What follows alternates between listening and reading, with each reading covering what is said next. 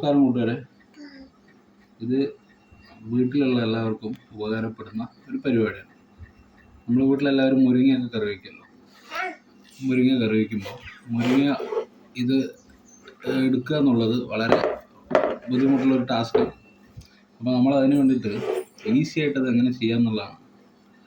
അപ്പോൾ നമ്മൾ ആദ്യം ചെയ്യേണ്ടത് ഈ മുരിങ്ങകളൊക്കെ ഒരുമിച്ചുകൊണ്ട് ചേർത്ത് പിടിച്ചിട്ട് അതിൻ്റെ ഈ പോർഷൻ കട്ട്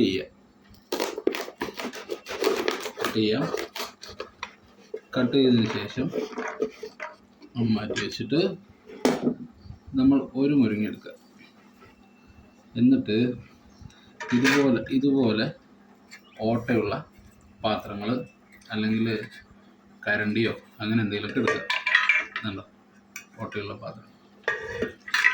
എന്നിട്ട് ഇതിനകത്ത് ഈ സാധനങ്ങൾ ഇട്ടിട്ട് ഒരു വലിച്ച മൂഞ്ചിയും കൊണ്ട് പോകും.